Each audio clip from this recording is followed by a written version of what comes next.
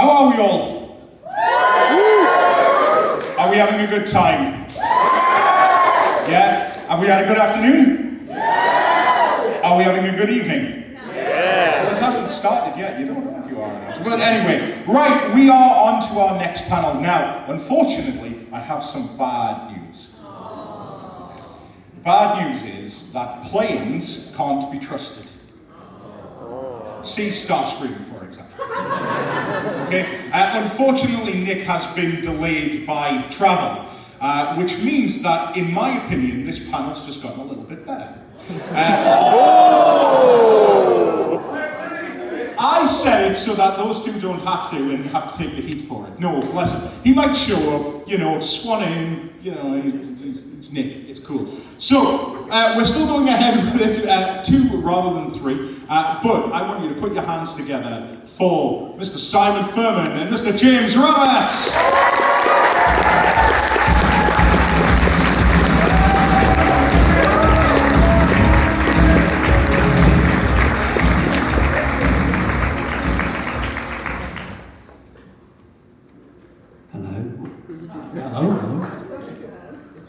So, rest in peace, Nick.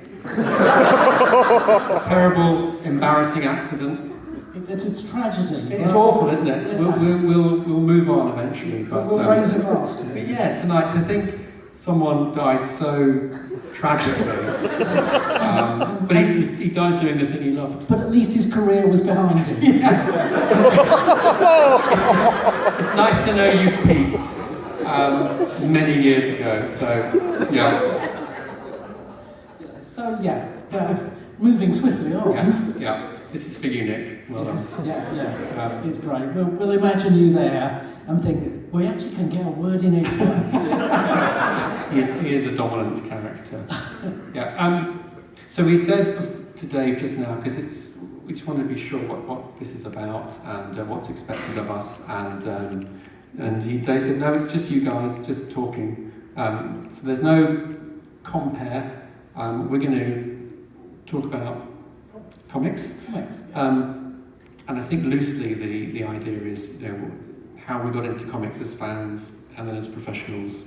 And then, there's going to be a Transformers style thing, it wouldn't be fair otherwise. Yeah, okay. And then I guess questions? Questions from the audience, definitely. Yeah, I assume we can do that. Somebody running around with a microphone. Yes, there we go. We can do anything, actually. Yeah. Yes. Cool. Okay. So, so why don't we start with you, James? Tell us about your first comic book. Okay. So I was a late to comics, and I was probably 8 years old, and I don't know what the split in the audience is of people from the UK or from beyond. But there was in the UK there was the tradition of the Beano and the Dandy and so on. And there was DC Thompson and there was Fleet Bay or IPC, and they were the kind of rivals. And I got into comics through Whizzer and Chips, and Buster and that and Whoopi and things in the early-ish 80s. It's quite a short story really, because it was through the kind of those weekly comics, and then it was on to Transformers UK, which we'll talk about in a minute. But there was always, as a kid in sort of my generation, you were either a Marvel UK kid or a 2000 AD, kid. A bit like BBC and ITV actually, And so it was. We'll talk about it a bit more. But I was into the sort of the Marvel thing because 2000 AD. And if Nick was here, he would echo this. That was kind of for bigger boys. That was always slightly edgier at one point, anyway. So yeah, that was me. But what about you? Yes, it's similar in a way. Whizzer and Chips, Buster, all those humour titles first, and then I discovered more boys' action adventure comics. So Lion and Valiant and Smash. And these were the comics that I really kind of empowered me and just made me think, wow, this is superb. It's great storytelling, it's exciting. British comics were at most 3 pages of a script per week. So, you were pulled on week after week, and I just became a collector and a fan really, really quickly. And there is a difference, you've touched upon it there, between the American style of comics and the British one. not just in duration, because we both grew up where, you know, weekly comics was the norm, you know, not at all these days actually, but yeah, back then, and there'd be so many, proportionate to the size of the UK, there were so many titles, yeah. Yeah, I mean, the comics industry was huge here, really. I mean, it's so small now, really, when you go into a W.H. Smith and look at the comics rack. But back then, you know, there were shelves and shelves of comics, everything, boys' comics, girls' comics, you know, everything in between, preschool comics, you know, I mean, it was a massive amount of selection. And in the end, you just had to kind of slightly specialise, if you like. You know, you couldn't possibly, pocket money-wise or whatever, buy everything. So I very quickly just got favourites, I guess, that I stuck with. I mean, yeah, the circulation back in those days, I mean, Beano and Dandy at their peak would sell over 1 million. And it's actually very hard to find details of and I know this from trying to work out what the Transformers UK circulation was, but you need to look back at the comic fanzines of the 70s and 80s to get a sense of what the titles were selling. But yeah, a handful of titles sold over 1 million a week. 2000 AD at its height was over 200,000. Transformers was at the 200,000 mark as well. But yeah, you did have to be selective. Now, I know you've done, not to jump too far ahead, but you've done some work on classic British comic characters. I have. And were any of those your favourites as a young man? Yeah, very much so. I mean, it's definitely come full circle in some ways that I'm working on a lot of Rebellion's treasury of British comics titles. So, you know, just the other day I worked on a strip called Kelly's Eye, which was featured in, I'm going to have to say, it was Valiant, and, you know, that was something I remember reading as a kid, so it boggles my mind in the way I'm sure James was like, wow, you know, I'm now working on Transformers. Me doing Kelly's Eye is perfect, symmetry, it's just wonderful to do, and Mike Collins has drawn it, and he's got that same British comics history. So, you know, I knew writing it, he'd get every reference I put in there. So, yeah, wonderful to do, and I wrote The Vigilant and a couple of other things. But yeah, it's a great thrill to work on those things that kind of, I guess, formed me as a comics reader and then writer. Did you grow out the wrong term and a kind of revealing one, but did you stop reading and then go back to them, or did you always?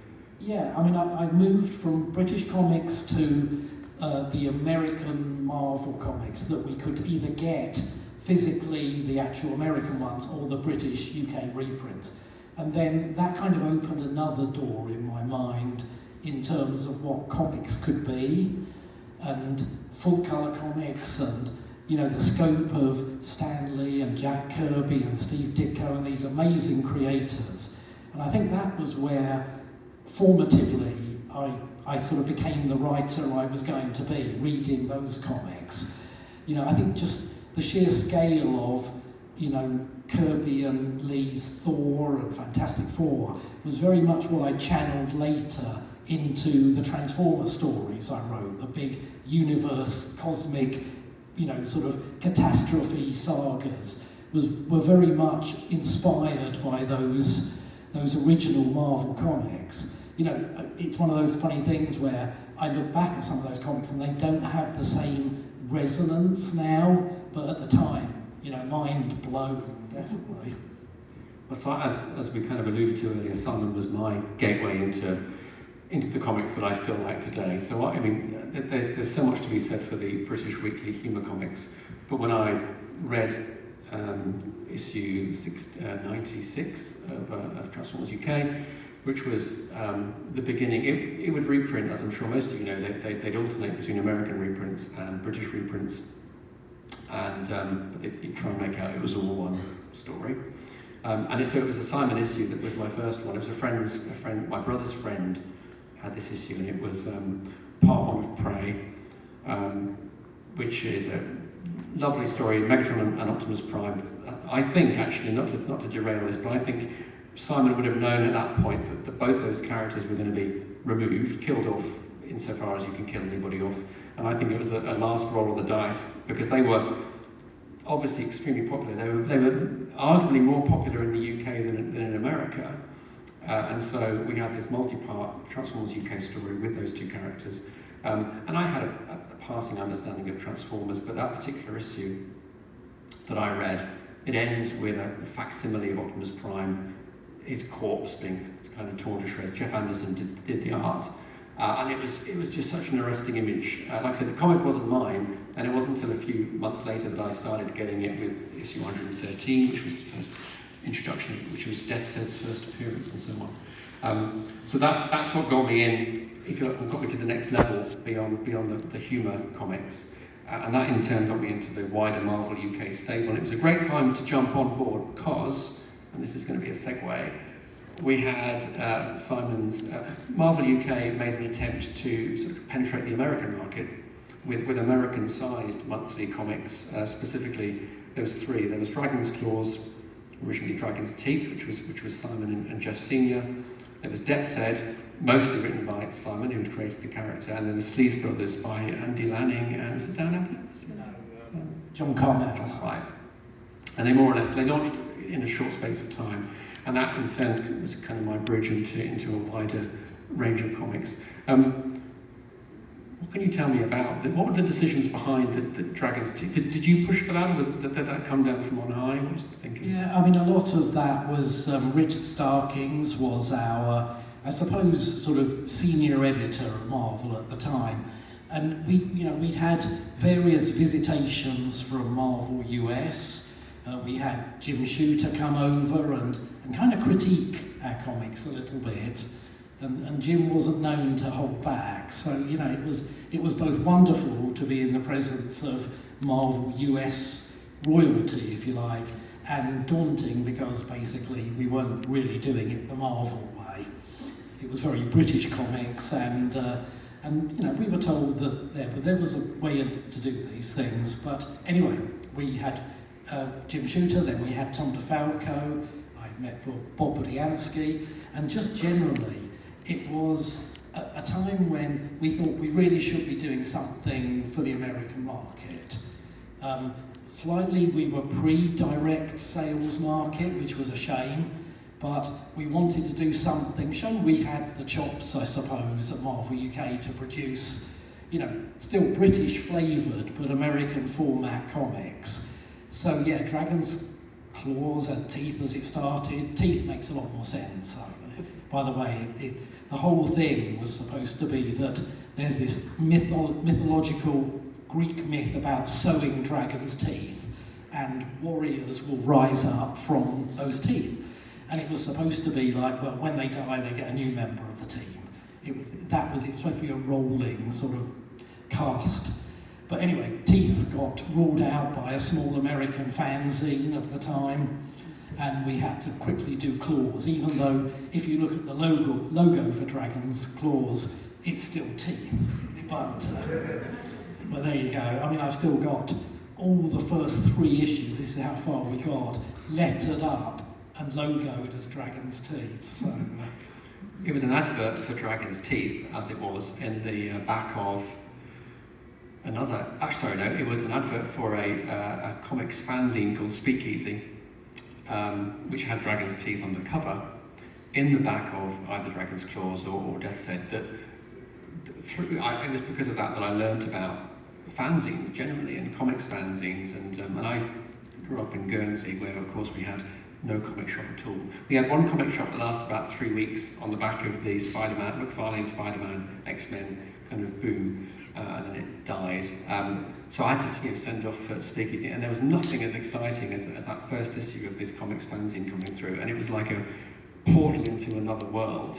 And obviously I was aware of superhero comics, and we'd occasionally get DC comics on the island, so we got Justice League America, or International in America, Justice League Europe, which had an influence on more meets the eye. But through Speakeasy, it was the world of kind of independent comics as well, and it all exploded. And I think the other thing to mention as well is Britain punched well above its weight in terms of comics, the number of comics, given its size. And also there was, I don't know if you agree, I think there's a particular British sensibility when it comes to the the type of stories that were being told. And partly, I think it's to do with kind of the economics of storytelling, because as Simon said earlier, most comics told, the average length of an instalment in a comic was 2, 3, 4 pages. So that's going to shape the way you tell a story, and you're going to end on a cliffhanger as well every few pages.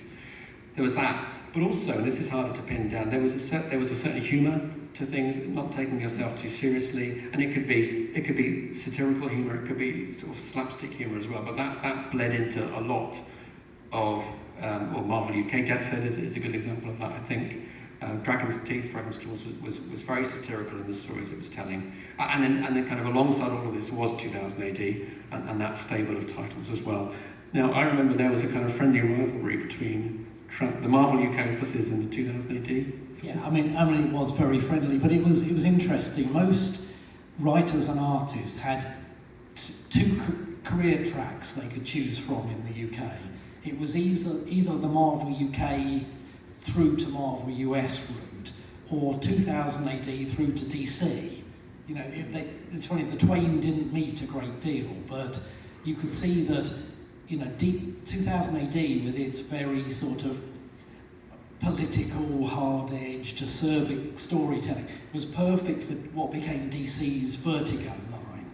And, they hoovered up a lot of British creators like Grant Morrison and Mark Miller and many others, because it just suited what they were trying to do. But, my career track was so focused on the Marvel side of it, that was the only goal I really had, was making that jump from Marvel UK to Marvel US. Mm-hmm. And I'm going to ask you about that in a minute. I'm just thinking, the 2000 AD, as I hinted before, was always slightly intimidating when you were younger, because it seemed a little bit edgier, more violent, certainly. Things which actually become appealing when you sort of lock into it. And it was an issue of 2000 AD. It was a Grant Morrison strip called Zenith. It was this kind of encapsulates what I was trying to say earlier. It was a British take on superheroes, really, and so it had all the usual hallmarks. It was kind of a little bit ironic, a little bit detached. It was making a broader point about things. And it was a cover of 2000 AD with a giant black sun, which was, again, all the things I thought 2000 AD was. It was a little bit unsettling, but that's what got me into 2000. I was always a Marvel UK guy, but that got me into the 2000 AD side of things. And then in the tail end of the 80s, because I think really things started to decline both in terms of output and breadth and diversity at the end of the 80s and into the 90s, that the market shifted. But it was a really interesting time for British comics at the tail end of the 80s. You had Marvel UK, experimenting with Dragon's Claws and so on, and you also had the likes of Revolver and Crisis. And if you remember, I don't know, I can't do an age demographic, but there was, some of you will remember, in the later 80s there was kind of there was alternative comedy, there was indie music, and there was comics, and there was an attempt to kind of blend the three. You had things like Deadline, which was a magazine which celebrated all three, and there was a kind of cross-pollination. Well, you look at Gorillas now, I mean, that has its origins in Tank Girl and so on. And so, yeah, there was this kind of last burst of comics for adults was the thing, wasn't it? Off the back of The Dark Knight Returns and Watchmen in the mid-80s, there was this sequential art, and we could unpack that, but it led to this really interesting bunch of comics. None of them lasted very long. Crisis was a few years, Revolver wasn't as long as that. Revolver had Down Dare being reinvented. What was your take on the kind of that push towards quote-unquote maturity in comics? Yeah, I mean, it was a great time. I mean, hugely influential for me were Warrior, which was happening in that very sort of mid-60s period. I'd already been exposed to Alan Moore's Captain Britain, but, Warrior was a kind of an amazing just stew of different storytelling ideas. It kind of made me understand what we have now, that there were all sorts of voices and all sorts of ways comics could be presented. Warrior, had everything from, he had a strip called The Spiral Path, which was a very sort of sort of esoteric, magical story. It had Alan Moore's reinvention of Marvel Man / Miracle Man, V for Vendetta, you know, I mean, and it had things like the Bo Jeffries saga, which was a sort of spoof humour strip, but, you know, sort of kitchen sink-wise. You know, and I think that opened the doors to all sorts of things that now we take for granted in comics, which are comics for everything and everyone. That, you know, they don't have to be superheroes, they don't have to be targeted, you know, at a demographic exactly. It's just creators were expressing themselves in that 80s period. And then you get Dark Knight Returns and Watchmen and all those ones that followed, and Morrison's Animal Man and all these incredibly sort of surreal takes on superheroes that had come from Britain, as James says. They imported a kind of a state of mind, if you like, a way of looking in a skewed way at superheroes and the traditional American comics wars. They just came in with, at a different angle, that I think everybody said, oh, this is brilliant, these comics have grown up. We've got graphic novels now, Yeah, you know. it was okay to like them at that point.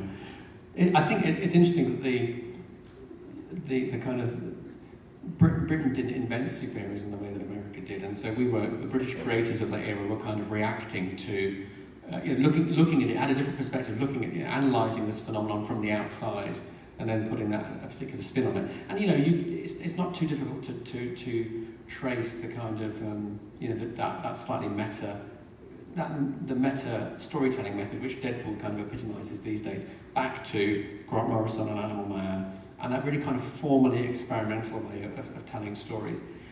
Marvel UK, at the same time as Crisis and Revolver, had Strip magazine, because the other thing which the world of comics in Britain was kind of alert to then was continental comics or graphic albums, and you know, there's a huge, again, that's a different conversation, but there's a wealth of really good material overseas, and Strip reprinted some of it. It was an anthology magazine for older readers or for more mature readers.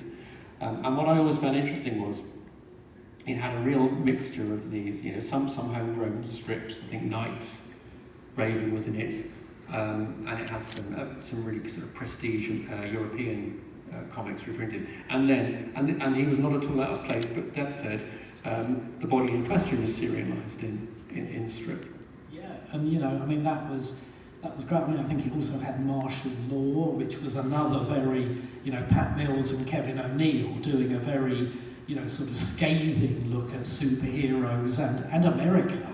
You know, it was, you know, it was very anti-American for a thing that was produced largely for the American market. But you know, it was a great time for experiments. I think the 90s, unfortunately, sort of got swept over by, you know, bullet belts and big muscled characters that, you know, that was sort of the Image Comics reinvention of comics, which was more about the visual than the story.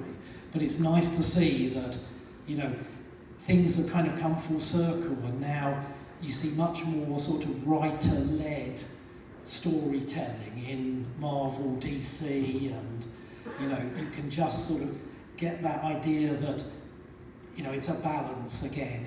It kind of went out of whack in the 90s a little bit. Yeah, and who knows, it might be a pendulum, it might swing the other way again and be more visuals led, but obviously I'm biased, I think it's great at the moment. I've lost my thread now, what was I going to say? Yeah, no, the other thing which happened, of course, in the 80s, overseas, was the so-called black and white explosion, which was kind of epitomised by Teenage Mutant Ninja Turtles. So it was this explosion of kind of small print run, fiercely independent and largely experimental comics. And so you sort of stirred that into the mix as well. But going back to the early-ish 80s, so your entry into the comics world professionally came with Scream? Yeah, Scream was the kind of creepy horror equivalent of 2000 AD, or at least that was how it was billed. But it was nowhere near, strangely, as edgy as 2000 AD was. You know, the strange story about 2000 AD is that before 2000 AD was Action Comic. Now, Action Comic set things very much, or largely, in the real world of the Britain of the mid-1970s. And, you know, it got in trouble for presenting sort of realism in comics, which sounds crazy now, but, you know, it was slightly edgy, slightly violent, but, and it was very critical of the governments and the state of the country, and it was political, which was almost unforgivable. And of course there was the inevitable Daily Mail backlash, and Action was neutered and then eventually died. But all the creators from Action, Pat Mills, John Wagner, Alan Grant, they all moved over to this new comic 2000 AD. They started doing the same stories, but under the banner of science fiction. So nobody thought a thing about Judge Dredd being this fascist policeman and the police state he works in. It was just, well, it's science fiction. And, you know, under that banner of 2000 AD, they got away with amazing stories that they wouldn't have done in, say, Action. But yes, so, sorry, I digress. And 2000 AD was always the one that I looked to in my inspiration, because there was just great storytelling in there. And, you know, that was the platform for many other things that followed. And Scream was supposed to be, just getting back to the beginning of this, Scream was supposed to be a slightly edgy horror title aimed at kids. Not a chance. Basically, the management who decided it was a great idea, and there was a gap in the market. Scream sold by the bucketful, and, you know, we had an amazing response to it. But the management at IPC, fearing another Daily Mail campaign, were just watching over our shoulders the whole time. So, I mean, it was great for me. It got me my first job as a sub-editor on a comic for IPC, and then, largely due to deadline necessities and other problems, I got my first script work on that. You know, more or less doing things overnight, just because we'd been let down or we'd had to change something that the management had objected to. So, as James was saying earlier, having to turn things round on a deadline, 5 or 6 page stories, end on a cliffhanger, it was great training. You know, 22 pages of American format was a joy. 11 pages of Transformers, sheer joy. But 4 or 5 pages, you have to be really kind of punchy with your storytelling. You have to, you know where you're going, and either leave a cliffhanger or something that is the little killer punch at the end of the story. So Scream was great training, I think, for everything else that followed. And even the 5-page Transformers stories we had to do after the 11-page colour stories had finished. I had all the practice in the world at turning out 5-page, quick, punchy, maybe to be continued, maybe not, stories in 5 pages. And, you know, it was a great training sort of way to learn how to write comics. I'm just thinking about Action, and it was a strip called Kids Rule OK. It was this kind of dystopian future where, as the name title suggests, I can't remember, I think the adults were dying, and so it was a kind of battle, I want to say battle royale, a Lord of the Flies type situation. So the kids were kind of gangs of kids rising up, and the cover, which led to the demise of Action, was a chain-wielding teenager looming over a policeman, a prone policeman whose helmet had been knocked off, and that was beyond the pale. So that was overtly anti-authoritarian. I also want to say, and I hope it doesn't damage my reputation, but I was at a friend's house for a sleepover, and it was reading an issue of Scream that scared me so much I had to ask to be taken home. It may well have been one of your stories. And this has all been a long game plan to get to this point, so I can confess. I mean, Scream, we tried our hardest with Scream, you know, with all the limitations, with all the watchfulness that was going on. You know, we had some great creators. I was very lucky. The first thing I wrote, although not the first thing that was published, was a little werewolf story that Steve Dillon drew. And Steve Dillon, amazing artist, who I'd seen his stuff in fact we hired him to do this one because he'd done a Judge Dredd story with werewolves. But, I was so lucky to have him as an artist on the first thing I wrote. How did Scream lead to Transformers, your first story for Transformers UK? The connective tissue, the editor of Scream was Ian Rimmer, who, I just joined the team, met Ian. He was a lovely guy, and we're still in touch. And he was my editor on Scream. And when Scream finished, he moved more or less straight to Marvel UK to edit Captain Britain Monthly. And a few months later, picked up the phone because he needed an assistant editor. And while that was going on, he said, but you might want to come in anyway and meet the editor of a new comic we're publishing because we need writers. And so before I even joined staff, I went in and met Sheila Cranley. This is probably towards the end of 1984.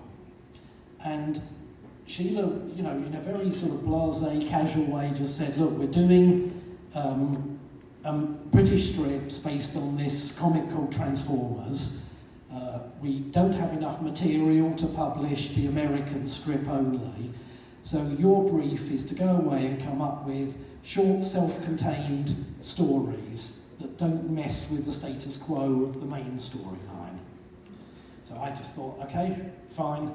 Went home with a stack of reference, probably the first 4 issues of the Marvel US story, Bob's character profiles, and it was very casually just come up with a story. So The Enemy Within, written by Steve Parkhouse and drawn by John Ridgway, was already in the process of being written and drawn.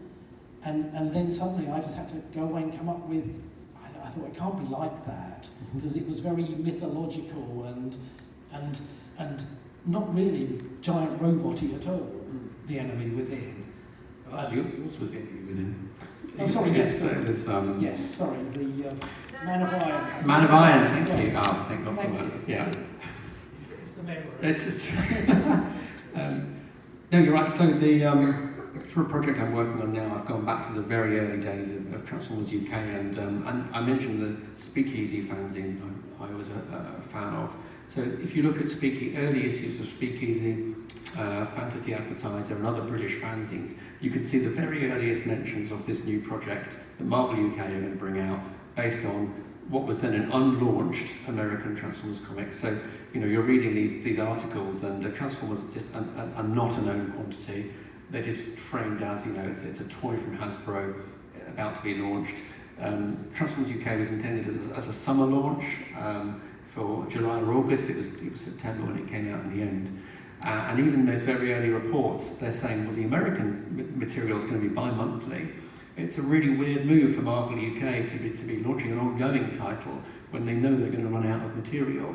And that's when Steve Parkhouse did the Man of Iron, didn't he? And then you came in. Is The Enemy Within, because that was given when it was written, that was a miners' strike term. It was Margaret Thatcher had referred to The Enemy Within. I have a feeling it was probably a comics term in my mind.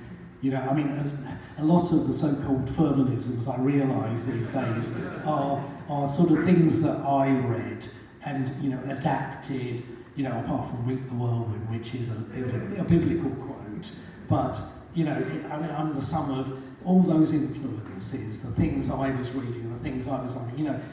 I owe a huge debt to the work of Alan Moore, because his stuff on Captain Britain and Watchmen and many other things, Miracle Man later, it was just, his construction of comic pages was hugely influential. I used to study the way he had put things together, and eventually I got to look at some of his scripts, and they were massively detailed. He did a little future shock for 2000 AD called, I think it's Chronocops, And it's just a masterpiece of, it's two time-travelling detectives, and you start to realise as you get to page 3 that actually they're in previous scenes and you haven't even noticed it because we're jumping back and forward in time. And I desperately wanted to see the script for this, just to see how he'd assembled it, really. So, again, he was a huge influence on me, just on how he used to marry up image and dialogue, and bridging dialogue and image. So, that was, like I say, it was a great time to be both a comics reader and a fledgling comics writer. So I had the benefit of reading something you couldn't do. I had the privilege of reading your material as a fan, as a reader. And I think it's fair to say that when you were starting off at Marvel UK for Transformers, there was you can see the influence of Alan Moore, you can see the influence of Chris Claremont as well, and you were experimental in how you would, you'd start certain stories kind of in media res, so you'd be halfway through and you'd backtrack. There's a whole episode of instalment of Target 2006, which is a flashback. I mean, Target 2006 we could talk about for a long time, but that's kind of a masterclass in very inventive ways of telling a story, let alone a Transformers story. And I think you look at the Icarus theory and the Wrath of Grimlock and the Wrath of Guardian, and those early stories are really playing around with the form in a way that you just didn't see with so-called toy comics or toy licensed comics. And then I think as then you built up a body of work and you got a feel for the characters, you could then feed off your own continuity and tell stories. And as a reader coming into it, that's what was particularly exciting. It felt that you were immersed in very long form storytelling, and not to jump around too much, but certainly the British comics industry in the 90s and where we are now with licensed properties is the antithesis of that, because there's almost a kind of reflexive reset at the end, insofar as you get multi-part stories at all. I mean, it's really instructive to go back to TFUK and other titles from the 80s and see what a different world it was in terms of having the confidence and the trust in the readers to tell long and involved stories. And I think that's that 2000 AD influence coming through again, that I was schooled in comics that weren't necessarily always told straightforwardly. And I really, by the time we got to Target 2006, thought, well, I'm not tired of telling straightforward, linear stories, but let's trust the reader a little bit to understand what we're trying to do still, without just a beginning, a middle, and an end. And Target 2006 is interesting because lots of people say when I see reviews of it, everybody says, oh, and then you get to issue 82, which disappears from the main storyline and introduces the Wreckers, and doesn't even reference, really, the main storyline. And I think we were just, by that point, I think we just trusted our readers. We just thought, we paid no heed, I think, at all to the age demographic of Transformers UK. I wrote the stories I wanted to write. We assumed we were doing something right because the sales were telling us we were.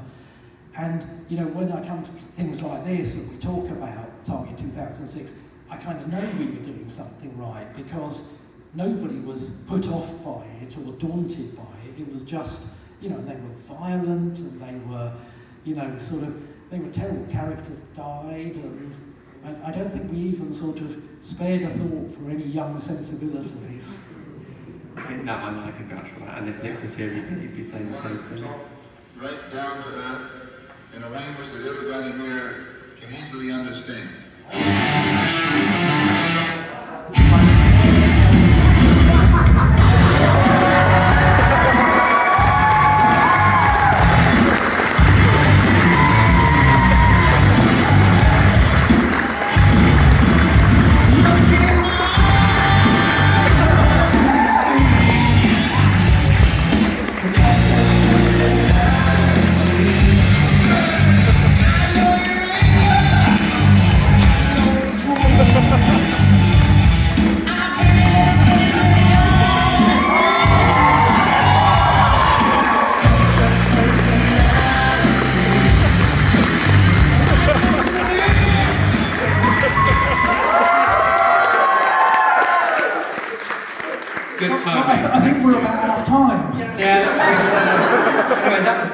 time Nick wet himself.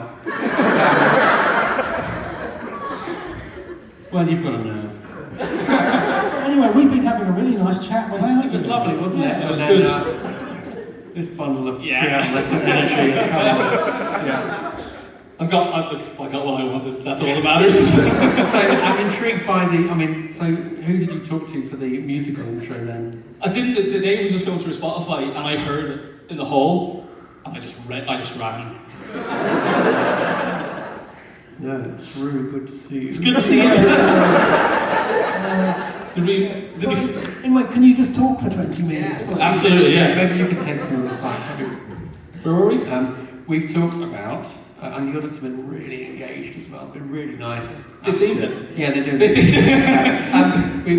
We've got... feel the love you interrupted there. Yeah, they seemed like really engaged and not willing to go, there's some music.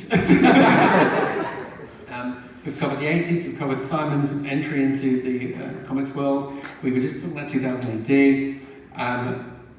That's where we are. So actually, you can bring everyone up to speed by first comics and first what got you into comics generally? I used to get a comic called Playgroup, and it was like a licensed tie-in comic, like all real comics should be. And it had like Mr. Men, and I think it had like an old animated series called Wimpole Village, and it had slutty and sweet comics in it. And that was all things I liked on TV, so my mum... Yeah, you're bringing a different vibe to this conversation. we're starting to start. And then I did the things that Nick likes on TV, so let's get him a comic with that. And then that led me on to Look In, and that had Nightwiper comics and Robin of Sherwood comics in. And then after that, it was his little flannel, wasn't it? So yeah. Your first TFUK issue was Target 2006. It was issue 79, Yeah, which brings us to where we are. Yeah, so I wasn't there for Target 2006 at the time. I was. You were, which was good. Yes. What was it like? What was it like week to week as a reader? So I didn't start collecting until issue 83, but issue 79 was my first issue. It was given to me by a kid in my class who then went on to bully me for liking Transformers subsequently, and I would never stop mentioning it. So the first issue was like in part 1 of Target 2006, and it was very exciting. And I think I had Hot Rod as a toy by then, so I was very much keyed into the 1986 product and what was on offer. And then week to week it was mind blowing. So the first issue I got then was the issue 83 where Megatron is leading the Autobots, and it's just full on Jeff Senior. Goodness, where he was at his panel breaking best, it was before he kind of like was told to sort of like tone down the story. Yeah, I was going to ask Simon actually, did you, after that blowout, 11 issues, because it's true, Jeff's art in particular has never been more kind of rule-breaking. Was there a kind of editorial instruction from Hasbro or from... It was Marvel. Again, those visits I talked about from Jim Shooter and then Tom DeFalco. Tom DeFalco very much said, you really should be doing this in the Marvel grid form, which was a shame. It's a shame as well because they were jumping too far over the place. Like if you look at the Megatron or the Galvatron Ultra Magnus fight in 87, 86 versus 87, and how different the panel. Like the story is still good and the impact and the drawing itself is still as good, but it's all restrained a bit more by the grids, isn't it? So. Yeah, it was a shame. It didn't. I don't think it harmed the comic exactly, but Jeff, particularly Jeff Senior, was an artist who needed to be able to break panel borders and have sheets of metal flying across into robot chests. And I think that he, as well, I would imagine having to unlearn some of his stuff, and then when he finds himself drawing in the Marvel style, because that's his job, it kind of makes you lose some of your instincts a little bit. I'm not saying he did, but I'm saying from my experience that sometimes if you get a note or you've got to kind of draw it a certain way, sometimes you kind of forget the way you originally drew it, Maybe, but you look at the 113 and the first Death's Head. That's Marvel panels, but it doesn't sort of lose any of its impact, that issue. I agree with you though, sometimes, like later in that story, when they're all facing off, Galvatron and Rodimus. The kind of the showdown, that would have been so much better if that had just been Jeff can do that however he likes. But then again, mildly specific. Something about the showdown, you know, where Rodimus and Galvatron are kind of going for their weapons. The grid almost helps that because it's kind of mirroring, you know, the movements in some ways and stuff. I mean, obviously you could do it a different way, but you probably have covered this then. Like, it feels like a lot of the UK artists at the time, and like would have been influenced obviously by 2000 AD because that's your career goal as a UK artist and a UK writer as well. And when you look back at the old 2000 ADs, like their panel, you know, it makes sense, but it also doesn't. How did they come up with that stuff? And so that's where Jeff was starting from. Yeah, I mean, I think Jeff definitely, like all of us, came through that same loop of 2000 AD and Warrior and those kind of comics. And yeah, you know, I think he was much more influenced by, say, Kevin O'Neill than he was by, you know, Jack Kirby or something. Yeah. But then, you know, you ask Jeff, and his biggest influence is John Buscema. Yeah, you can see it in his ladies looking a little bit. Yeah, you can see it. Yeah, I would have seen, like, the older I get that. I'm into like Mick McMahon now. You know, now that it's not cool. Well, it's cool again, but it's sort of like. But you said I sort of see a little bit of Jeff in him as well. We're talking about Jeff as if this is like the Jeff eulogy. Sorry, this is kind of. We're here now. You and I were speaking recently about Big Boys comics. Yeah. Like 2018. 2018, Big Boys comics. Big Boys comics. And you would get the Forbidden Planet catalogue. Yeah. And that'd be your glimpse of, you know, the Big Boys A5 comics. 2000. A catalogue for Forbidden Planet, and it would be printed on like newsprint and black and white, badly photocopied almost, and it was all you would have all the albums the Titan album reprints, you know, of it just was like 2000, so sophisticated. But my Forbidden Planet catalogue was terrifying because it had a very dark, smudgy photocopy of Alan Moore looming out from his hair, and just all blended into the sort of the kind of So it just all felt very verboten, you know. And the Dior and the Quinch t-shirts, you know? It was kind of like a glimpse of like a countercultural world, and it felt kind of thrilling. But I know that you were kind of energized by the kind of the image explosion. Jim Lee, Todd McFarlane. I was on the Marvel side of the image explosion. So I was never exposed to the image stuff itself, so I kind of got that little kind of hit of those guys before they became Image, and then I was like, why aren't those cool artists drawing comics anymore? You know, I hope they're okay. So in the UK and Ireland, unusually, Jim Lee's X-Men and Rob Liefeld's young X-Force were on newsstands. Yeah. So that was your exposure, yeah? It was. It came just as Transformers was rapping, or had rapped, I think. And you know, and I was starting secondary school, and it was very much at the right confluence of like. You know, it's the thing that kind of kept me in comics, I think. I would have found comics. I was still drawing Transformers. I was still obsessed with like making my own Transformer comics. But the timing of it was perfect to have like such an accessible, visually exciting, kind of influence from like the likes of Jim Lee and then even Rob Liefeld, you know, because that was, I suppose, the time where it made me want to draw comics, not just Transformers comics. You know, and I was getting the same feeling out of superhero comics, which just didn't exist really on UK stands. So I suppose Batman was a big thing, but because I hadn't seen the Batman movie, because I wasn't allowed, that wasn't my gateway. I mean, I couldn't buy big boy Batman comics. So so X-Men felt like, you know, it's a great thing. My daughter's 11 now. She's big into X-Men. She did X-Men 97, and there's something about being 11, 12, and kind of finding your X-Men and stuff. Yeah, it's kind of it's a little bit transgressive, but it's kind of safe. Exactly, it's that thing of sort of like, you know, you're in the deep end, but your toes are still touching the sort of the floor. Now, remember at this time you broke into Marvel US. Your US Transformers comic ended in mid-91, and then I'm trying to think, was it? I know you did She-Hulk, I know you did. Yeah, I mean there was She-Hulk, there was RoboCop, there was Alpha Flight. You know, so I mean, it was a great time, and I was in 1989.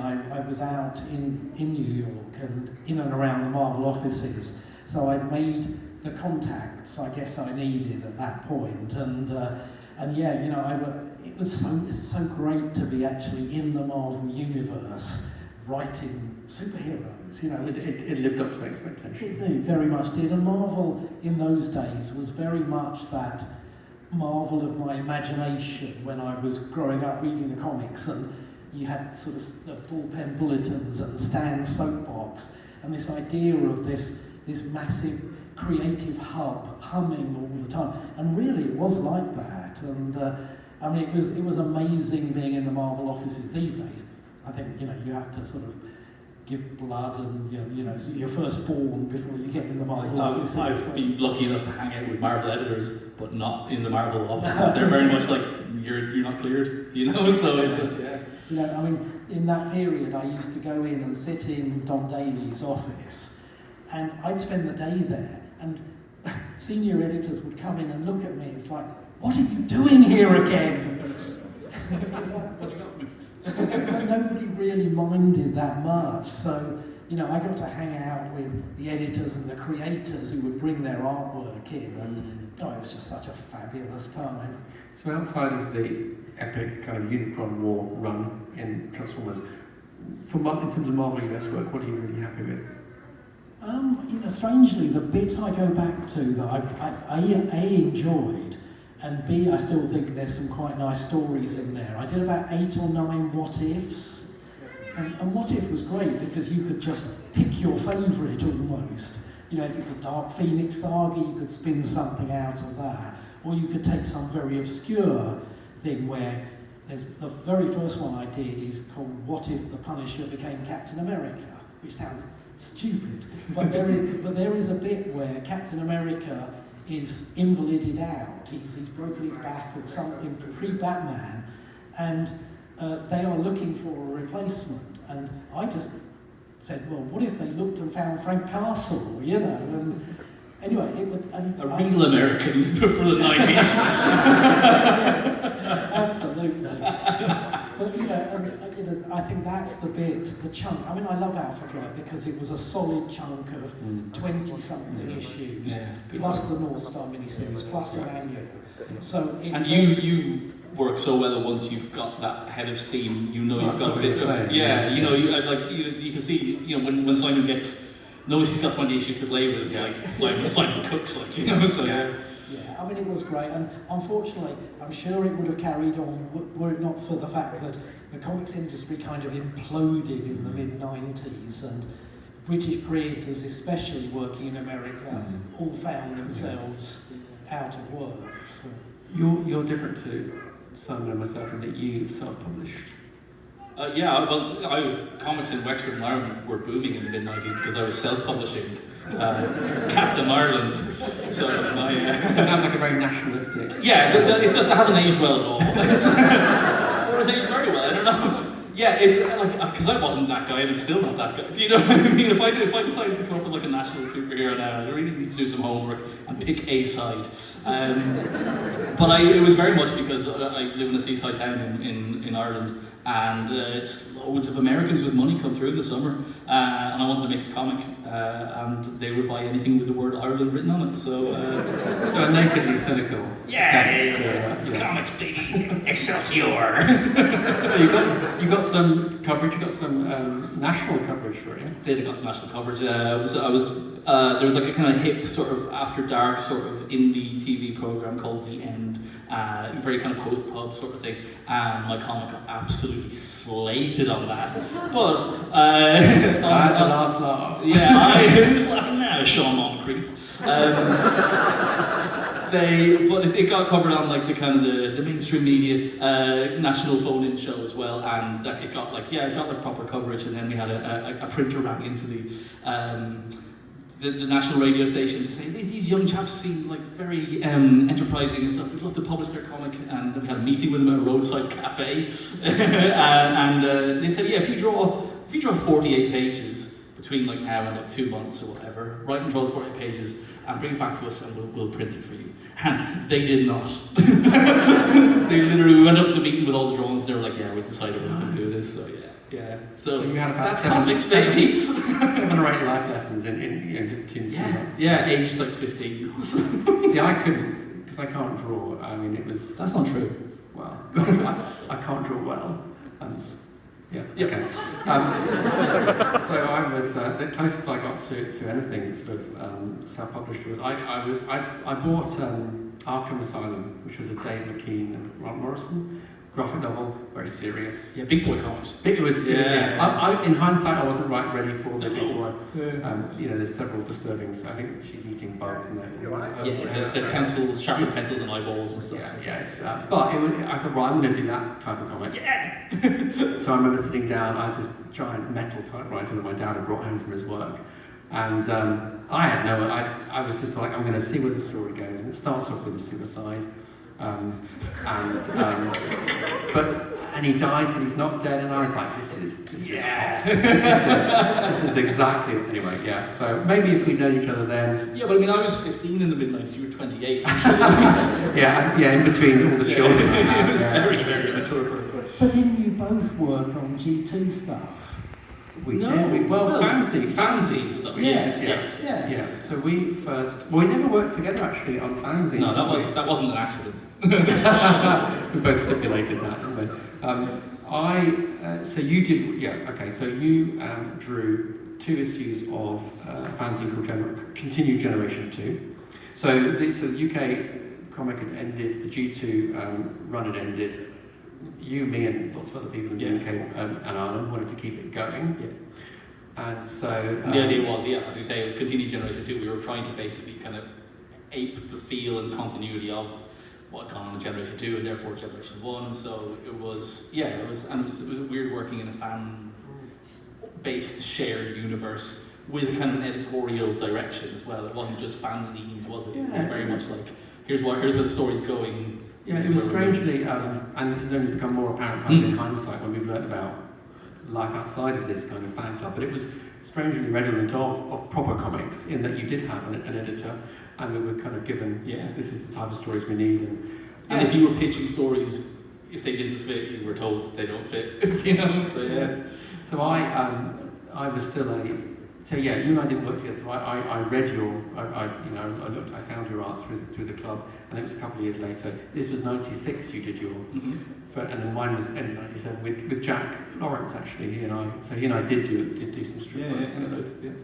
I know I'm going to get booed here. But we're out of time. See you next year!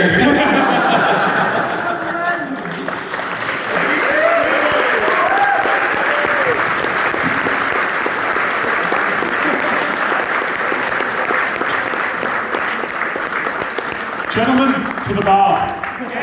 Nick, go sort your stuff out. I'm so sorry, I'm sure we could have listened to that for... Oh, look, they are friends after all. How are we all doing? Good, right, we will be just a couple of minutes. Has anybody been keeping an eye on the blockies? Yeah? It's not blokies, it's blockies. They're blocks, they're made of blocks. Give me a couple of minutes and we will be taking you through the entire product toy line in just a moment. We'll be right back, thanks.